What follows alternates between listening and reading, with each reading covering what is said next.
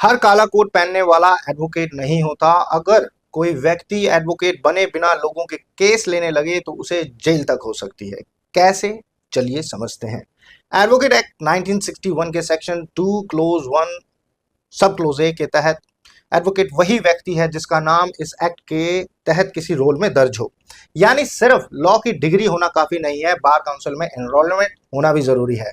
आज से पहले भारत में एडवोकेट्स, लॉयर्स, वकील, प्लीडर और रेवेन्यू एजेंट जैसे कई प्रकार के लीगल प्रैक्टिशनर्स होते थे, लेकिन एडवोकेट एक्ट 1961 ने इस पूरे सिस्टम को बदल दिया। सेक्शन 29 के मुताबिक अब भारत में लीगल प्रैक्टिशनर्स की सिर्फ एक ही क्लास को मान्यता दी गई है और वो है एडवोकेट।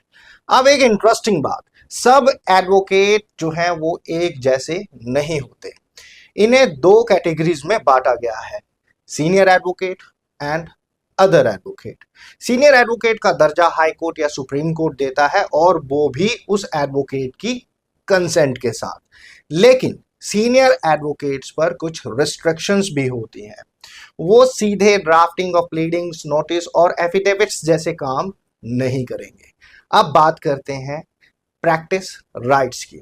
जो एडवोकेट ड्यूली एनरोल्ड है उसे supreme court, high court, tribunal और ऐसे अन्य अथॉरिटीज के सामने प्रैक्टिस करने का अधिकार होता है जहां एडवोकेट्स को प्रैक्टिस करने की अनुमति है।